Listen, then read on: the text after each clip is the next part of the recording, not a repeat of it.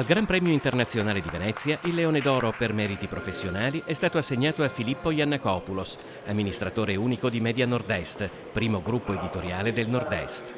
Il prestigioso riconoscimento, riservato alle eccellenze italiane e internazionali, è stato consegnato a Venezia.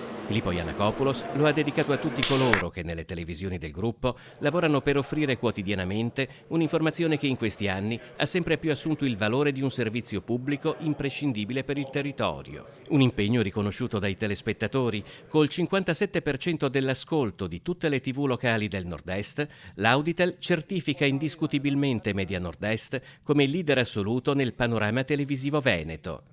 Un successo certificato ora anche dal Leone d'Oro del Gran Premio Internazionale di Venezia, un premio riservato solo alle eccellenze dell'informazione, della cultura, dello sport, come Giuseppe Marotta, amministratore delegato dell'Inter neocampione d'Italia, ha riportato uno scudetto che a Milano mancava da 11 anni, dopo essere stato tra i protagonisti con la Juventus di un ciclo di successi mai visto prima nel calcio italiano. O Giulio Rapetti, in arte Mogol, produttore discografico e più importante compositore di testi nella storia della musica leggera italiana.